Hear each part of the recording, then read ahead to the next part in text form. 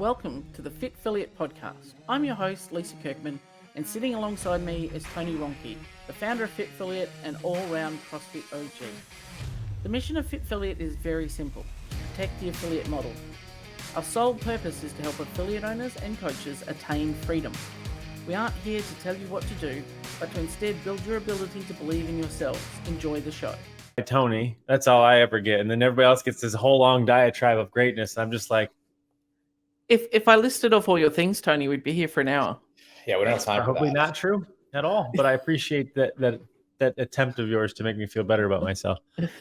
Anyway, back on track. I'm excited that Drew's on here.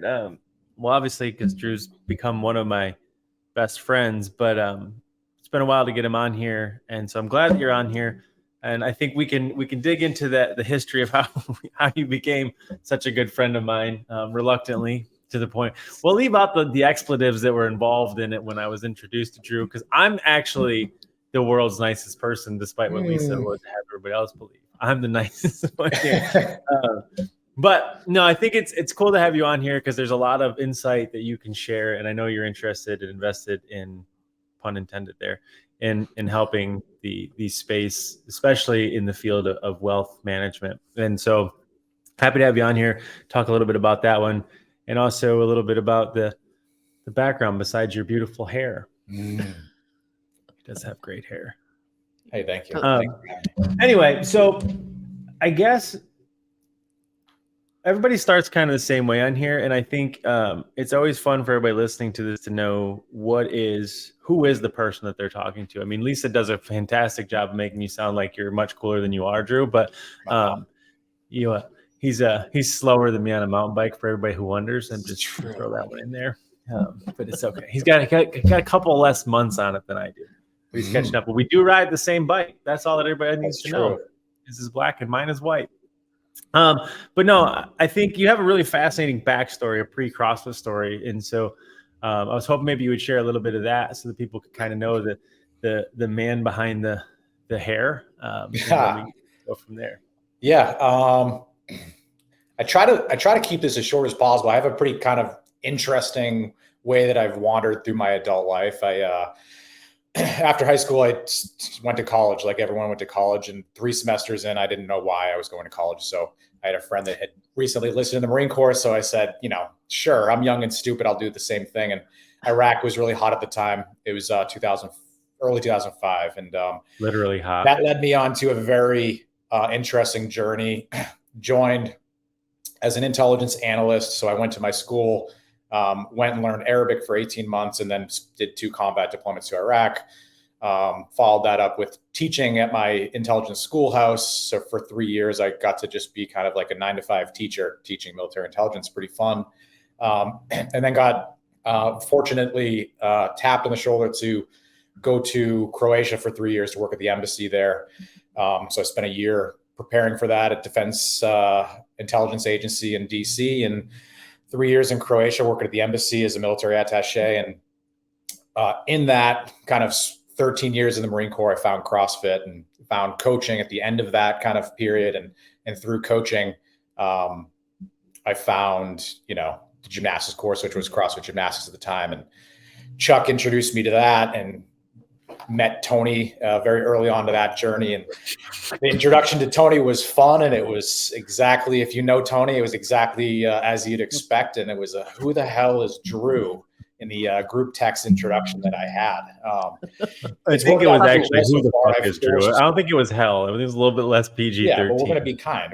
You don't use bad words. You're a professional. So, but through that whole long journey, it's, learning 2 languages. Before I went to Croatia, I learned Croatian. 2 combat deployments to Iraq gave me a lot of intersocial experience with cultures that just, are completely opposite of what I've experienced in growing up in white suburban America. So it's the best thing for me, the experience that I had, as wild as it was, because it kind of gave me the ability to just wipe my entire slate clean for expectations on, other people in society. And in turn, kind of turn my own expectations onto myself. And Tony and I, and a group text with Chuck, often talk about those expectations. And the coaching part of it has been the best thing for me. People, I've coached a lot of people, not nearly as many as others in the industry, but it's turned into something that's helped me realize that I can use those coaching tools to be introspective. And long story short, that's how I ended up here. I'm now a financial advisor. I've been in this role since I left the Marine Corps in 2017. And I manage investment portfolios, and we do financial planning and anything of the sort. And I'm very keen on kind of applying that to the CrossFit space, the fitness space, as I feel like it's majorly underserved and under-professionalized. And I know that's the goal of FitFilly, is to kind of drive that professionalization. But I've seen that parallel that FitFilly has taken when it comes to building wealth and building the money side of the business for individual coaches and business owners. Yeah, it's about getting that freedom, isn't it? Not just sure is, yeah, being either anchored by stress about money or thinking that it's a bad thing that we acquire it, but it's understanding, like, if anyone follows your wealth coached socials, you'll see that it's all about using that as a lever for freedom, which is, one of our key things is in our 4 freedoms is money and having good relationships with it as well. Exactly. Whoa. Let's not make this professional just yet. We got to go back because I feel like we got to give the backstory to this whole Drew thing. First of all, I actually didn't know that you had found CrossFit in the Marine Corps until just now. Good friend that I am. So thanks for that one. But I guess it makes sense to me now that I know it. I just don't think I ever asked because bad cop. But Drew has the unfortunate circumstance that he too lives in the Northeast. And so that's a great thing because that means that he has proximity to me, unfortunately for him. But generally speaking, I was responsible for booking, securing, finding, and developing all the talent. And somehow this kid named Drew gets through in the Northeast without any of my input. Next thing I know, I got a seminar coming up, and Chuck sends me a message and says, "Hey, I want you to work with Drew this weekend." And my response back to the message was, "Who the fuck is Drew?" It was the group text. I mean, I knew Drew was on there, but I was like, no, I'll just bring somebody else. But now I'm going to refer to you permanently as my attaché because that's fine. It makes me feel good. I'm going to go put on a business suit now. Yeah. Drew is my cultural attaché now. For anybody who wants to know, I would drag him around as much as possible. But respectfully to that, I did not want to actually work with Drew because I was very particular. I still am very particular with who I work with, especially as it applied to that seminar. And so I had no idea who he was. Reluctantly, he showed up. And I think that was the same weekend that Joey had Rhabdo. Nope, that was the later one. That's the second one. Yeah, the first one was in Newburyport, Massachusetts. That's right. Yeah. In the Arctic. And so yeah, that was a cool seminar. There was a lot of people there. But anyways, all that aside, somehow from that rude group text that I sent out, Drew somehow has managed to, probably through all of his intelligence analytics, he has manipulated me into becoming basically one of my best friends. And actually, one of the reasons I wanted you on here is that I'm very grateful for your presence in my life. A lot of people probably have no idea about it, but Drew has probably kept me more sane in the last year than pretty much anybody has because he checks on me a lot. Lisa's another person who checks on me a lot, but her time zones are different.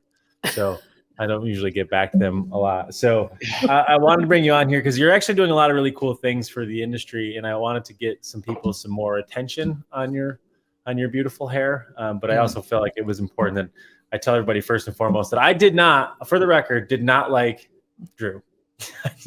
I didn't know him, but I did not like him. But now I love him. And so now I drag him and he goes mountain biking with me and skiing with me and pretty much everything else that you can do in the Northeast in the couple of weeks of good weather that we have. All right, now we can go back to professional things. We can make Drew the attaché again.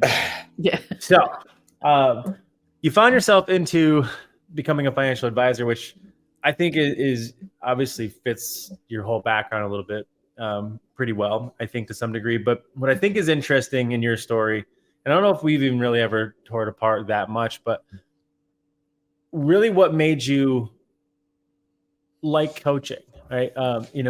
I think obviously if anybody follows Drew personally, he looks fantastic naked. He's never got a shirt on his Instagram. So I know you like working out. But what really drew, I mean, that's a very similar but very different sort of thing. So what drew you to coaching? Well, I can tell you like the specific instance that drew me to coaching was somebody was asking me I'd started my CrossFit journey, but on my own, with maybe a couple of guys at the unit that I was with, and then I was doing it in my garage, and someone's like, "Can you teach me how to deadlift?" And I was like, "Sure, I can deadlift a lot. I'm sure I can teach you how to deadlift. It's just, you just pick it up." And then I realized it's a little bit more complex than that. And when you start to see a mechanically flawed person doing something and you don't know what it is that you're seeing, you're like, okay, now I have a puzzle in front of me that I can't solve. And so that was like the first instance of it. But what I think drew me to just coaching in general is it felt almost unfair to have a set of skills or knowledge and not share it with somebody who could also use it to make their life better, to make their environment better. In reality, it felt perfect to kind of be able to relay that information that I had kind of gleaned through experience or from, formal education, to push that out of my brain through my mouth or through some tactile feedback to get them to do what I wanted them to do to meet their goals. And that's the short of it. And that's how it started. And for me, it was immediate reconciliation with that reward that I didn't know I was seeking, but it gave me almost right away. Oh, the background just changed. How'd you just do that? Magic. It's magic. Oh, I don't know if Drew can see that, but I was like, what the hell just happened? The computer broke again. No, I think what is very cool about that is I think any coach that I know who's been on here or I know personally or I've spent time with, their origin stories are very similar. I don't really know that many good coaches, great coaches or otherwise, who actually set out to become a coach. Like, I don't think anybody was like in school, they were like, you know what I want to do? Coach. For one, I don't think that anybody even really knows what coaching is. And that's like kind of my life's purpose is to help define that. But I think everybody stumbles into it. They end up, for whatever reason, with circumstance or otherwise, pulls them into it. And that purpose is so present, right? You're just like, wow, that feels very different. I felt like I was, something was very different about that interaction than it was normal. And I think every single coach that I know, that's at least the good ones, they all have that same origin story. I'm sure there's a lot of people who were like, they see coaches and they're like, I want to become that person, more so than like they had experienced it first. But I think that it's purely my opinion, but I would say that probably most of the coaches found themselves here on accident because of an interaction like that, where you're just like, I want to do more of that. That felt really different and felt good. Feels a little awkward too at first, because you're just like, I need to go learn some stuff. Run away to go consume as much information as possible. And that was like when I first met you, you were definitely a sponge. I was like, wake up. And he was like, I'm just absorbing stuff. I'm like, you talk. And he was like, no, I gotta learn more. And Drew just wanted to consume as much information. I was like, dude, you know enough. He's like, no, I gotta learn more. I'm like, this is like your fifth seminar with me now. I think you even know my jokes. He's like, yeah, they're not funny. Right. But I think that everybody's origin story is cool, and I didn't know that. But I'm glad that the industry is here for you, or that you found a home in this industry at least. And I'm glad that you are doing what you're doing now with Wealth Coach. And I think we can get into that in a second. But go ahead, Lisa. Yeah, I was just going to say what I think is interesting in your journey through, Drew, that's a little bit different to everyone else, is that you found CrossFit, you were doing it, you started coaching, while you were in the military. But when you left the military, you didn't just go all chips on the table into CrossFit and, open an affiliate, full-time coach, an affiliate, all that sort of stuff. You went actually into a different career arm, which you were still able to pursue the passion that you had for coaching and in that CrossFit space, but you didn't do what people traditionally do when they drink the Kool-Aid and go all in and, okay, I've left the military, now I'm all over here. This is my vehicle now, which I think is interesting. Yeah, when I left the Marine Corps after 13 years, at the 13-year mark, unless you have, reasons to be medically retired, I wasn't walking away with any sort of retirement. So for me, it was and this is the reason Fit Affiliate exists. There's no money to be made to pay my bills in the coaching space. So it was never on the table. It was always something, if I have time, if I can fill it in to my extra time outside of work, then I'll do it. That proved to be very difficult. And it also proved to be something that was worthwhile for me. Having the transition out of the Marine Corps, out of the military in general, ask any veteran, it's extremely difficult.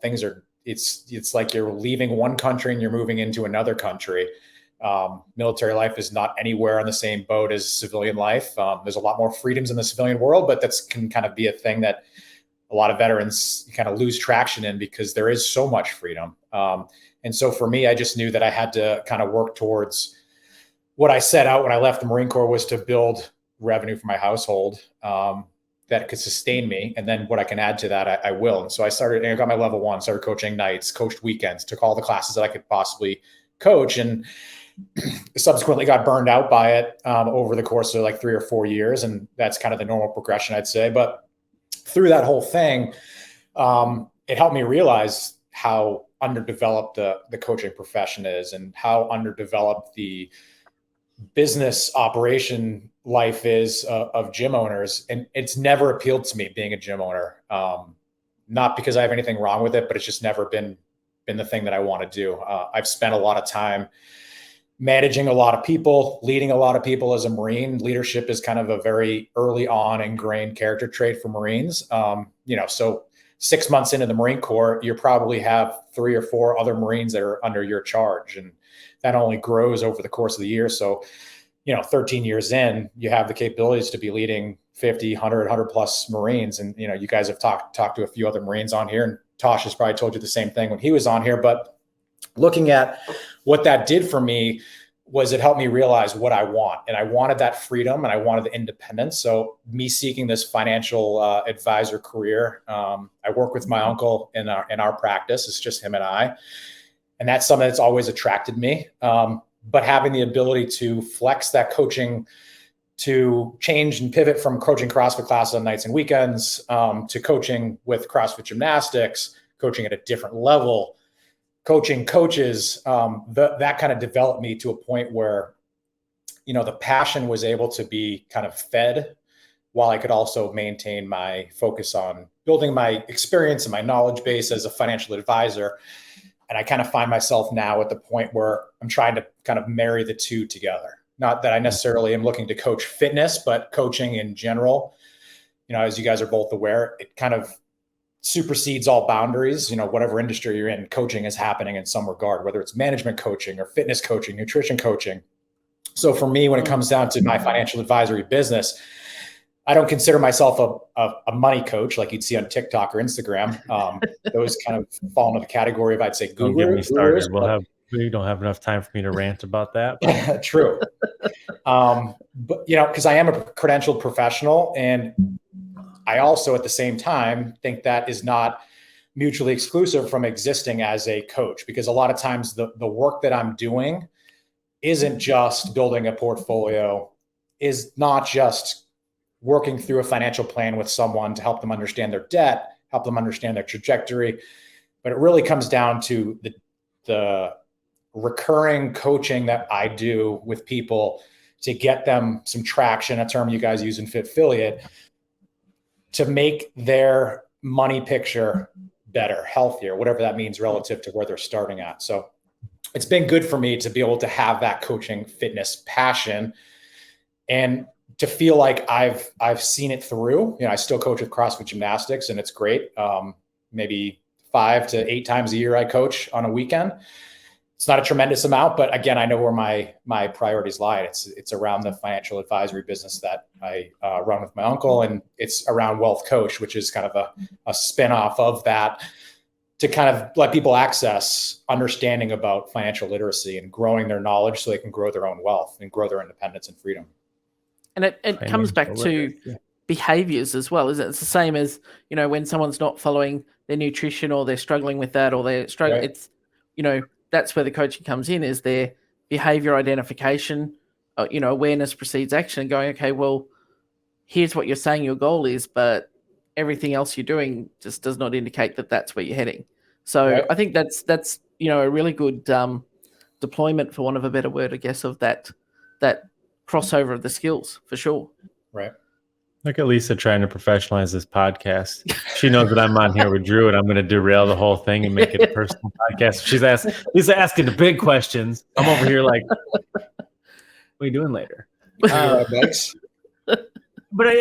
yes, I do actually. But I think what is fun about Drew's story and a lot of other stories too. And I just actually gotten off a call yesterday, day before, with a developing coach who was interested in moving into the professional world, and they ultimately had the same sort of idea that mostly everybody does, which is like, I want to own an affiliate. And one of my favorite things to do is challenge people in that one, not because I don't want them to own an affiliate, because I think it's fantastic, but for most people, that's the only logical sort of pursuit in regards to like some degree of financial relevance. But it can't really be understated that Drew's background is in intelligence and analytics. Like, it doesn't take a whole lot of research to be like, well, A plus B doesn't seem to equal C as it applies to my future. So, you took a different route, but you have found a way now to kind of bring them full circle. And with what you have been creating with Wealth Coached, I think is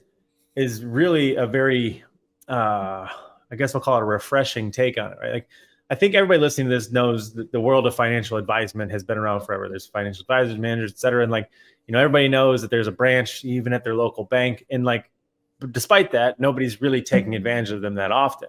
And what I think you have done is, through your experience with coaching, fitness, et cetera, and traveling, teaching seminars, you have an interesting oculus into this, and you have an interesting perspective where you're just like, they know that I exist and people like me exist, but for what reason are they not taking advantages of services like we have? Because there's undeniably only an upside to having somebody in your financial corner, but yet, despite that truth, behaviors seem to be in the way, right? And so what I think you have done a really cool job of with Wealth Coached is, and maybe I'm taking away your spiel here, but is helping people better understand that, like, why aren't I taking advantage of financial advisement? Why do I want to maintain my relationship with money that I know is not serving me? Why do I hold on to those things? And I think it's cool to watch you bring coaching into an industry where financial advisement has really not really been that much advisement. It's mostly just been like, yeah, just give me the money and I'll put it where it goes because I know better than you, and I'll tell you where I did it and I'll tell you how much you have. Most people are just like, okay, but I think you've addressed the behaviors, and I think that the industry that we are in, the coaching industry, I think they'll be very receptive to that, or they have been very receptive to that. Yeah, I think that like anything, any form of someone seeking a coach or a mentor, it doesn't really happen until after they've found a bucket of pain first, right? Whatever degree that is. I didn't seek out a nutrition coach until I was like, I thought I did it right, and I clearly have no idea what I'm doing. At that point, I went and then did it on my own after I kind of figured out how it worked. But to varying degrees, the same thing happens with money. People think a few things are in the way. They don't know enough, they don't have enough money, or they can do it themselves because, what is a financial advisor going to do besides take my money and just hopefully make me more of it? And I'm going to pay them to do that. Why can't I just do that myself?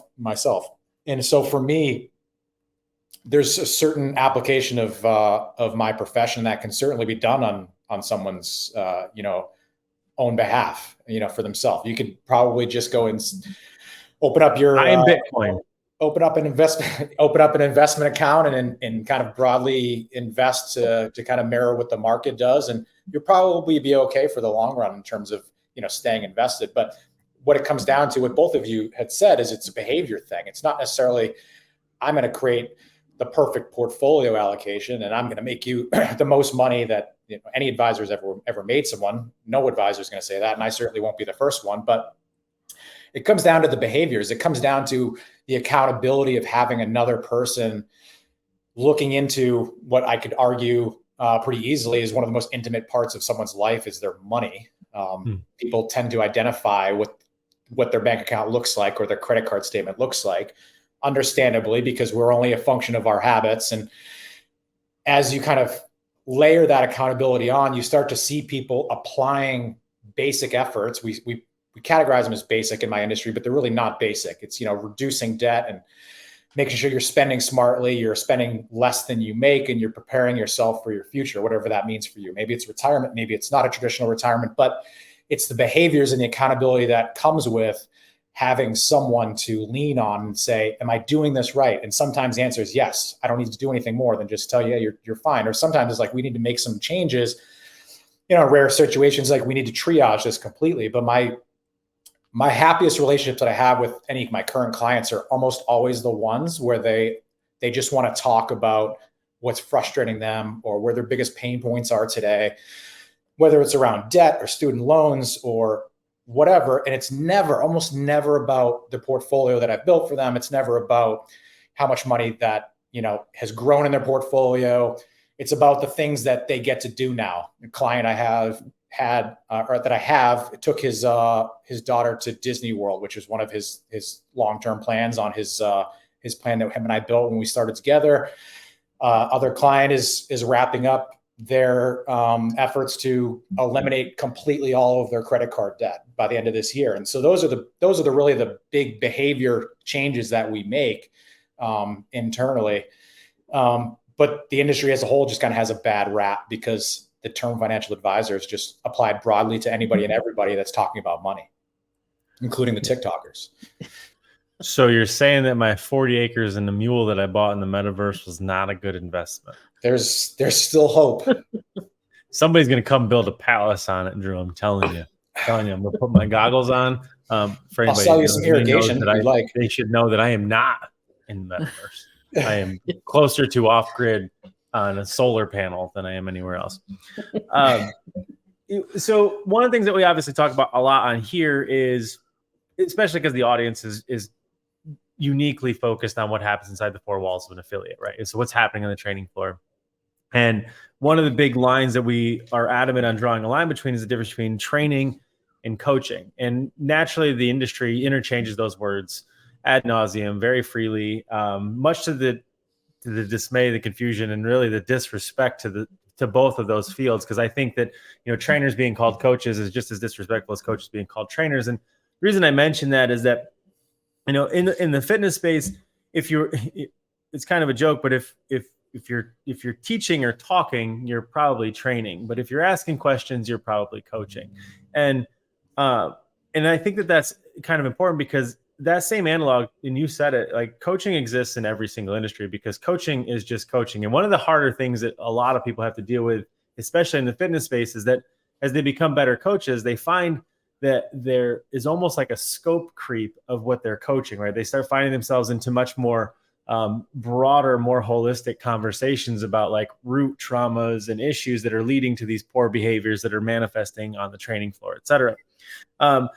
But you definitely see this really, really one-to-one, almost analog in what happens in the financial advisement space, because the vast majority of financial advisors are, if nothing else, financial teachers, instructors, or otherwise. And the intention, I think, of that whole industry was to do some degree of coaching, right, to help people make better decisions and address and change behaviors. But there seems to be a block. There's a break between the consumer, the client, and then the advisor. And I'm not to say that that's the industry's fault. I think it's more so that what happens in the financial advisement role becomes so complex so quickly, much the same as like what happens in a training floor. Like you see a good CrossFit coach instantly becomes like obsessed with mechanical efficiencies and, all these points of performance to the point where like they almost become unrelatable to the client, right? They start talking about all these things. And then fast forward a handful of years on that training floor, and that trainer doesn't even talk anymore. They can point, they can ask a question, and they can change almost the entire thing without delivering any more information. Instead, they're just getting people to be like, oh yeah, that's why I don't do the thing that I know I'm supposed to do. And that happens. And I've seen that really happen with you in the financial advisement space, because I don't think you're that interested in delivering information and demonstrating your excellence in your education, all this experience, like a lot of financial advisors are. What is unique about you, and I think what you're trying to create, especially with Wealth Coach, is you have a genuine interest, much like a coach does, in why do you do what you do when you know that thing that you're doing is not helping you do it? And, and you kind of touched on it, because money is literally just a medium of behavior, right? Like in everything that wraps around it. The Psychology of Money, fantastic book, is one of those really cool things. And I think we've said it on here before that there's 3 things that will break you wide open in terms of behavior. The first of which is arduous physical tasks. Like if you enter yourself into a long physical endeavor, you're going to learn some stuff about yourself, right? The second one being a relationship. When you find that person that really makes your life click, you're like, I got work to do. So I thought I was good until this person came along, and like, not in a bad way. You're just like, I need to be better.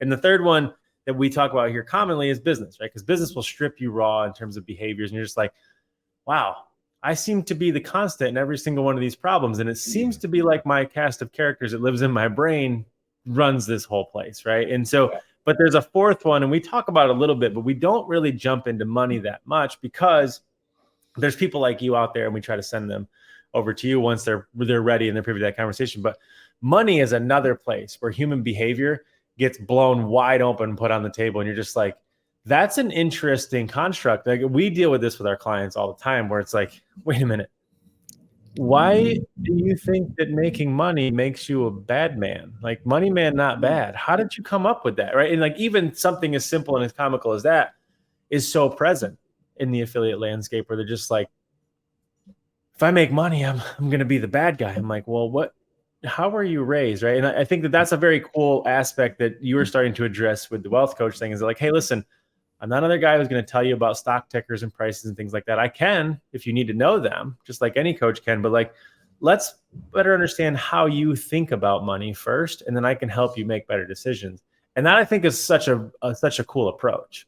And I think a very comforting one, especially for people who are coaches, are just like, wait, so you're not going to tell me that I'm bad with money and I gotta make a shit budget that means that my life sucks and I can't drink Starbucks, so I got to save my $5 a day? You're like, no, I'm probably going to ask you why you go get your Starbucks every single day, because like, you could make coffee at home, but like, if you can tell me why that Starbucks is important to you, drink it. Yeah. Right. And I think that's cool. Well, not the Starbucks, of course. Starbucks is I think cool. you're cool, Drew. I think you're cool too, Tony. Thank you for booping me on camera. Yeah, I didn't think I deserved a boop, but thank you. I think that's actually a first for the podcast. First boop ever. First on the podcast, which History. I don't know if you guys know this, but I'm gonna drag Drew on here all the time, so probably more boops. A lot of boops coming my way. On Tony's point, there is one of the most fascinating questions that I didn't come up with myself, but I stole from another advisor who's good, very good, is asking someone early on in a relationship with me, whether they become a client or not, to start becoming more introspective is, what is your relationship with money? It's not, the question doesn't mean right now, like I make it so I can spend it. That's not what I'm looking for, but really, like, how did you grow up? Everyone grew up a little bit differently, whether they grew up with 2 vacations a year, and their parents each had a car, they had enough space so they had their own bedroom, or they shared a bedroom with their sibling and there was one car for the family. And our vacation this year is actually just going to be using a long weekend, so dad doesn't have to take a day off work, and we're just going to go camping, 30 minutes away. And we're going to use the old tent that we have. That's what we can afford. But those 2 types of children grow up in that environment that affects them financially. They see money. They don't realize they're seeing money, but they're seeing the money. They're seeing the result of what money can or can't do. And oftentimes it forms someone's relationship with money as they become an adult. Some people are very adverse to saving any money at all. They say, I've earned it, I'm going to spend it. And I love that, especially for people that, earn a lot of money and they work really hard for it. And then there's also people that won't spend a single dime. They pinch their pennies. You have the whole FIRE movement. That's the financial independence, retire early movement that you see, where people earn whatever they earn and they spend 8% of their income and they save 92% or something ridiculous. And they don't live their life at all. And so for me, understanding how someone wants to operate in their life is helpful, so I can help them understand how to get to those places. If you're looking for 2 vacations a year, or you're looking to buy a $8,000 mountain bike, it's you, Tony.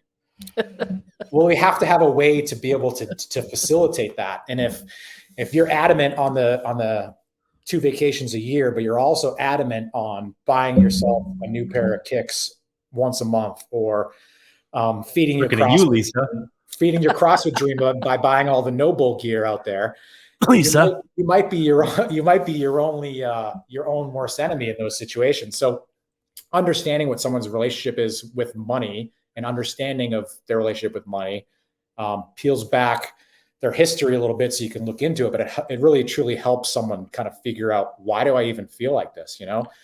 I think Tony and I have had plenty of conversations about the thought of retirement. He has a thought about retirement that's not the same as everybody else's, but it's also he's not the only one that has that thought of retirement, right? Some people are looking to retire at 62 so I can put my feet up and sit on a beach forever. And some people are like, I don't think I'll ever stop working, not because it's I'm going to need to work for financial reasons, but I need to work for social reasons and mental reasons, and it gives me purpose and drive. So those people, their kind of trajectory in life financially look vastly different. So applying kind of broad, general, the optimized financial barometers to everybody doesn't make any sense. I can't apply the same barometers to Tony as I would someone who's very conservative and very traditional in the way that they operate with their career, their retirement, the money they earn. And I think that's important distinguishment to happen early on with the relationship with a financial advisor. And I have I'm very conservative. Anybody listening to this, I'm very conservative. I think it's interesting talking about, when you get into with clients why they do things. So, to use myself as an example, and it's not about the shoes. It's never about the shoes. I just leave the shoes out of the conversation. I need to take Tony off my socials, weirdly. But in a prior life where I wasn't happy in my life, I would buy like nanos, like every time something, or buy the things. Like Amazon was constantly coming to my door because I was using that to fill a gap. When I moved to a point in my life where I was like happier and more secure within, the relationship I was in and who I was, then all of a sudden I just stopped doing those things because it's like, oh, I understand that was my behavior, was to buy that thing to fill a gap. Well, I don't need to fill that gap anymore. So, and like you said, whether it's, you need to buy new shoes every week or you need to have the latest things, all of a sudden when like, I'm with somebody where things don't matter, like money is a vehicle to, get you through life. It's not about things, it's about the experiences. And it's like, oh, well, that's actually what I believe too. But I never got to that point because I was so busy spending gaps. And once you see that, it's like you can't unsee that. And now every time if I go and buy something, I'm like, okay, why am I really buying this? Like, what am I feeling right now? And then you can make better decisions. Yeah. I mean, for me, it's trying to find a balance between your wants and your needs, and also understanding that the life that we're in isn't permanent. We're not here forever. So, there's a couple of competing ideas. The idea of generational wealth, where you're building your wealth and your family's wealth for generations to come. Kind of the idea behind that is, hopefully your children and your children's children will struggle maybe less than you did. Competing with that is, if you ever read the book called Die with Zero, or if you haven't read the book called Die with Zero, definitely check it out. It's kind of a competing idea of, when you die, you shouldn't have any money left. If you have inheritance you want to give, don't wait until your deathbed to give those things. The people that you're giving those inheritances to probably could benefit from them earlier on in life than when you're providing them at your deathbed. But also, you've essentially traded your time for money. Those fun coupons, he puts them as. And it's an interesting way to put it, because that's really all we're all doing. The only reason any of us are working is so we can go ride mountain bikes, or we can go, hang out in a CrossFit gym for, 2 hours on a Tuesday morning, or whatever else it is that gets you through the day and kind of makes you happy. That's the only reason you are employed for money. We don't work on a farm. We don't live on a farm, operate a farm, work on a farm, or we're completely self-sustaining. And if you are, you're probably not looking for CrossFit. And you're probably not I don't have much time for riding mountain bikes. But Amish fit. True. Is there a CrossFit affiliate in Amish County?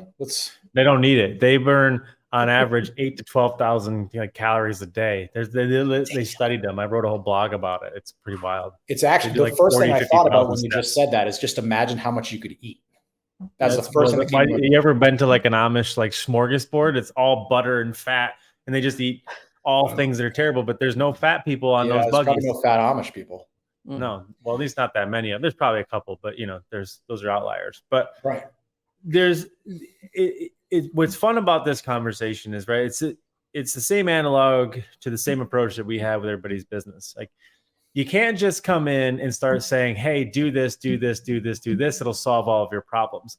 Everybody is trying to do that. And there's a whole large chunk of your industry as well who's just like, hey, here's a strategy that worked for these people. Just follow it. I'll help you do it. Like, once you do it, you'll be just like them. And everybody's like, yes, I want to be just like the Vanderbilts, right? Like, without any of the context of what that meant to be to begin with. And there's a handful of you, and I think it's very cool to note that, like, it's the same analog, right? Like, there's way more bad financial advisors than there are good ones, but there are fantastic ones out there. And the distinction is that the financial advisors that are great get to the root cause, and they're starting with that behavior in the same way that, like, we can't come in and fix your business until I know why you are the way that you are, right? Like, it's not about, approaching this from some degree of pseudo therapy. It's about, I need to know what your relationship is to all of these constructs. And one of those big ones is money. And a lot of our clients come in with all sorts of trauma and experience and exposure around money. And, like, I can say personally myself,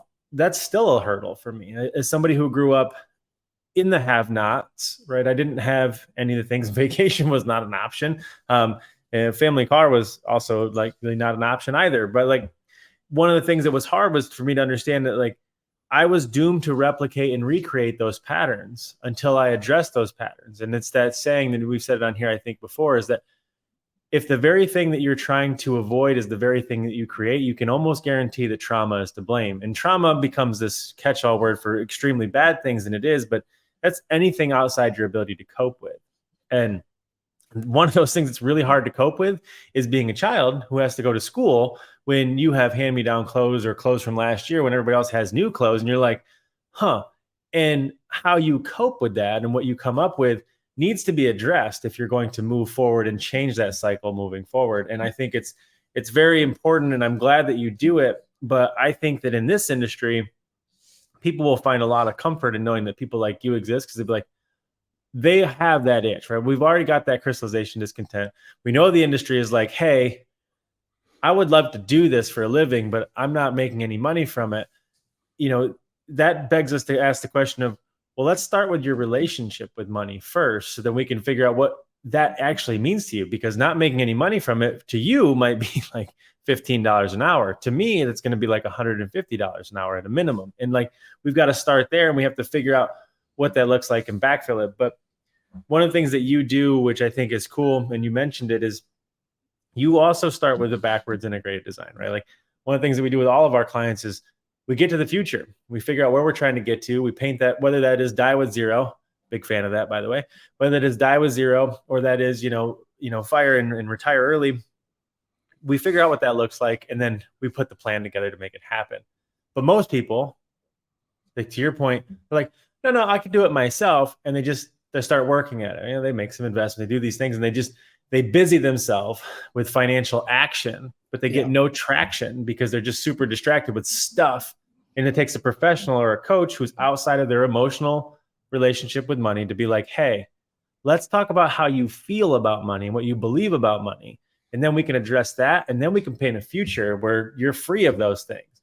And then freedom is actually going to happen, because you see this as an analog in business. If we don't figure out what's your relationship to the business and what's your relationship to lots of other things, you're just going to keep yourself super distracted, right? And you're going to keep going after things, hoping that if I just layer on some more complexity and some more systems and some more processes, some more templates, I'm going to be successful. And then someone like me comes along, like I said to Drew yesterday in a text, like, peace, contentment, and delight, because that's what it's about, right? To the point of, like, whatever you like to do. And yes, Lisa still buys the shoes. She just now buys them because she likes them. But the point of generative drive is the thing that makes us uniquely sentient humans. Like, we're all trying to advance our cause. And what that means is that the generative drive should be pointed directly at peace, contentment, and delight specifically. However, I can grab 100 people, and I bet you maybe 5 will tell me what brings them peace, what brings them contentment, what brings them delight. But all of them can tell me what they did today, right? How they went to work, how they got stuck in traffic, how they hate this, and this, but like they don't know what they're working towards. And so a coach comes along, regardless of the coach, whether it be a business coach, it'd be a wealth coach, it'd be a fitness coach, and they say, hey, what does this look like in that realm? And they help you get there. And I think that that's a very refreshing take that I think people need to know that are listening to this. That like, there are people out there who will ask you questions about your relationship with money before they start saying, hey, no more Starbucks. Because that's, I think, what everybody thinks when they think of financial advisor. You'd be like, I don't want to talk to Drew because he's going to tell me that I got to live on $5 a day. And maybe, but yeah, I mean, I might. There's a chance that I might. There's a good chance that I might critique some of your spending habits. You know, if you ever have a conversation with me and you start to open up what your, balance sheet looks like month to month. But isn't that why we're all seeking a coach in some regard? Is we're trying to say, okay, I think I'm willing to put all of my good and bad on the table, so this person can maybe show me what is actually really bad, and we can start to kind of pull that bad stuff to one side of the table and start to solve it. It's super uncomfortable.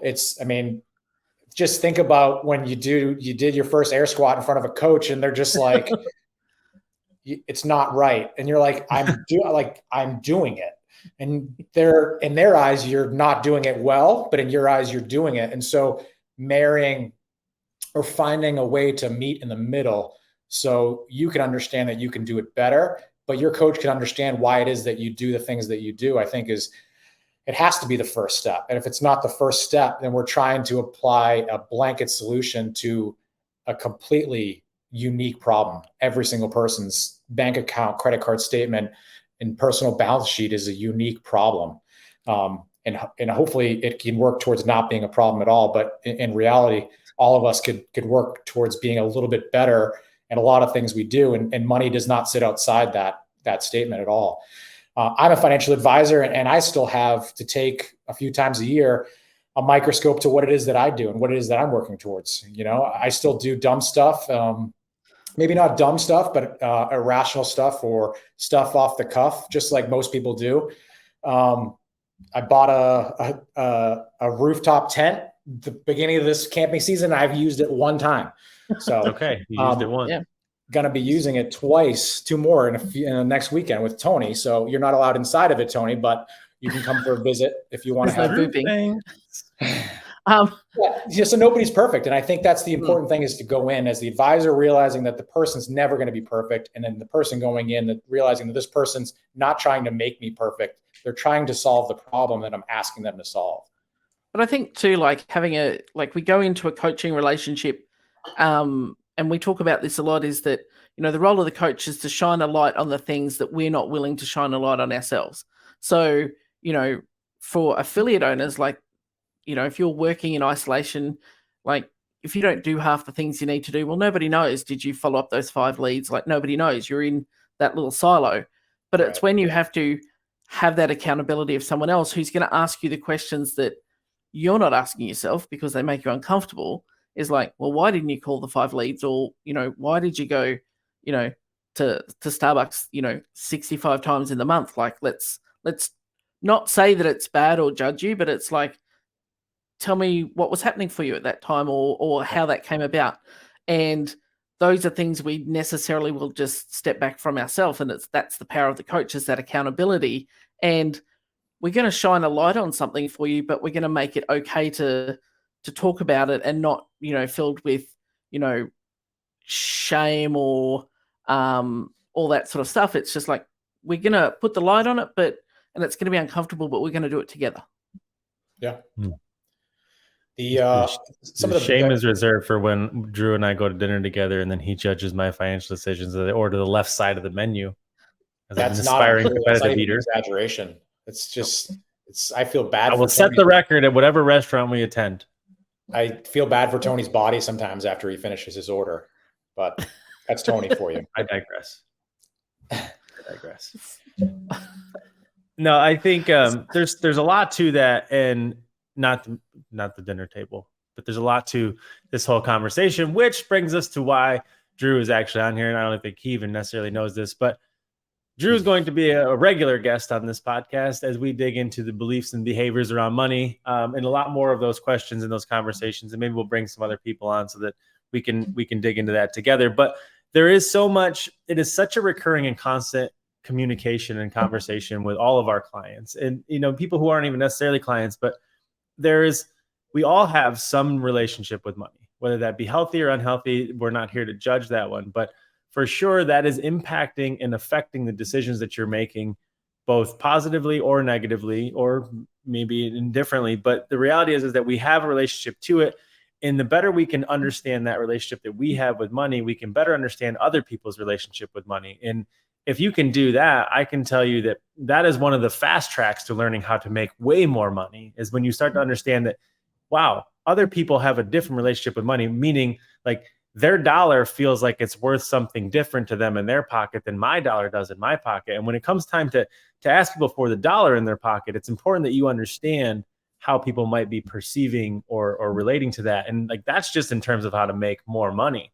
But in terms of how to keep that money, that's a whole different type of the conversation, and one that needs to be had a lot more. And there's not a lot of people in the space right now that are good at creating money, first and foremost, but there's also even probably less who are good at keeping that money. And I think that if we can not only help people make more, which is really what we focus on, and we can also help people keep more of it and make it not into such a thing like you got to save all your money, because I think everybody's just afraid of that word. But like, you know, you could actually learn to create money out of thin air from this thing over here that you create. And then you could take that money and you could put it into something, and then that money keeps working. And then it makes you even more money, like while you're sleeping. And then guess what? The dollar that you create out of thin air turns into $2 or $3 when you're not even paying attention to it. And you have $4. So you don't need to make as much money on that training floor doing what you love to do. And there's plenty more vehicles that can make it make sense for you financially. And that's why I want Drew to be on here more regularly, so people can realize that, like, oh, I just have a bad relationship with money. Yeah, I got to fix that. I mean, that's only a result of our, I think, our education system. Is we learn things like the Pythagorean theorem, and in reality, none of us have any idea to do our taxes or open an investment account. So that's my goal with Wealth Coach, is to provide a space where it's clean, it's simple, and it's not something that's going to be anything other than a conversation starter inside your own head, inside your household, with your significant other, with your kids. And as it exists right now, it's really just an Instagram page. Wealth Coach is the Instagram page. And it's, you know, anything from money psychology to, I might give you some market updates quarterly of like what the stock market's done, because all of that's relevant. Anything from how you spend your money to what the stock market's doing to what inflation might look like. All of those things are impacting you. And so my goal is to give people understanding, so they have a foothold to say, I have enough to start, whether that's information or money. But in reality, it's just confidence to start making their own personal picture, financial aperture, a little bit better than it was last year. It's hard to do. It's hard to earn money. And like Tony said, what's the point of earning money if the only way you can earn money is to physically go earn the money? It's hard to do that. And expecting yourself to do that while also meeting whatever else you might have in your life for goals is it's unfortunate, because I don't want anyone to be putting their wants, the things that they want to do. I don't want you to not ride your mountain bike because you're too busy working, Tony. So I think it's just so important to have just that information out there, and whatever people do with it, they do with it. And obviously, you know, the services that I offer through my practice, Granite Wealth Management, those are services that I offer as a financial advisor. Wealth Coach is simply just me putting information out there to make people aware of what it is that they don't know. Some of the stuff they might know, some of the stuff they might not, but my goal is to just build a bridge towards betterment, whatever that means from person to person. Yeah. I think we all know that gas prices suck right now, but Drew decided to tell us that again this morning in a post. But I think that the one thing we do know, you can't change the price of gas at the pump, but guess what you can do? You can change your relationship to the money that you make, so that price at the gas pump doesn't bother you so much. But right. I think there's a lot to this, and that's why you'll be back on here to talk about it some more, and I think it'll be fun. And I'll try to keep the personal part of it out. We can stick to the professional part, but I think everybody's really here because they think it's hilarious. That's what they're all here for, probably. Yeah, that's what I'm thinking.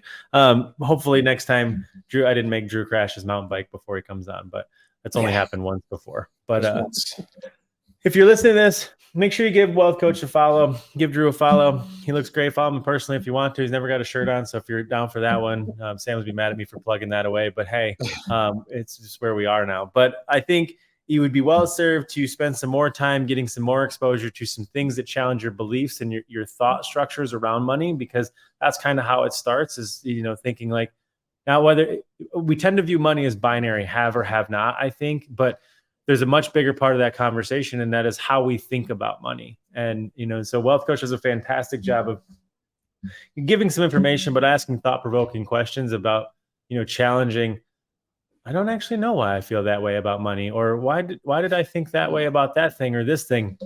And I think it helps people understand that, like, oh, maybe I'm the problem. And that's the easiest answer. So make sure you give Drew a follow. I mean, he'll be back on here, so you can obviously be back on here. He doesn't know that yet, but now he does. Surprise. Lisa's like, I don't think Lisa actually really knew that. So yeah, I give the illusion that I'm in charge on this show, but it turns out that I'm not. Well, I have to take my power back every once in a while, and I had to use Drew to do it. So just making sure Lisa, she knows. She does edit things and sends them out. And I'm like, when did that go out? But no, thanks, Drew. I won't take up any more of your time. Obviously, I love you to death, so I'm glad that you gave us some of your time to be on here. Obviously, you're very near and dear to me, but I think I'm grateful that you were willing to share this knowledge with the community, because they do need to know it, and not just coaches in general. I think there's a lot of people who are in and around this space too who will do well to learn or rethink and relearn their relationship with money, even if you're actually making money. Because like I can tell you that it has been a constant struggle for me as I've graduated every single level of success that I've pursued in an attempt to essentially distract myself or chase something, hoping that at that next plateau, things were going to make sense.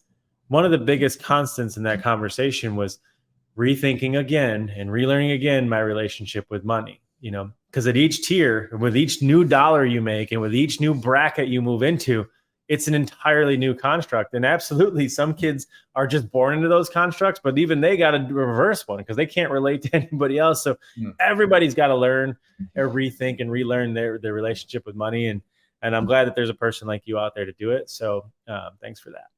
Yeah. Thanks for the platform, Tony. Oh, you're welcome. Awesome. Thanks for hosting, Lisa. No, look, it's my pleasure, Drew. It's good to have some good company. It's great.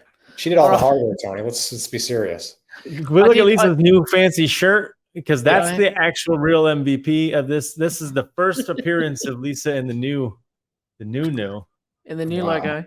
Yeah. I don't even have one, that. Though. Freshly branded. Well, I just, me. I just get things created. I just get things created. She's a little bit of interest in apparel and attire and textiles. I don't have a Fit Affiliate shoes, so it's not that bad yet. Yeah, those don't exist. I'm not getting the custom, Metcons or something done in Fit Affiliate colors. That would be too far. All right, enough of that. All right, thanks, guys. Drew, lovely to chat to you. Tony, as always, and we'll see you on the next one. Ciao. Thanks for listening. We hope you enjoyed today's show. Please remember to like and subscribe on your favorite platform. And if you know an affiliate owner, a coach, or entrepreneur that would benefit from hearing our conversations, please share this with them. We love the feedback and support we have from you guys, our audience. If you'd like to reach out to us, you can find all the useful links in the show notes. We would love to connect with you. Keep doing the great work.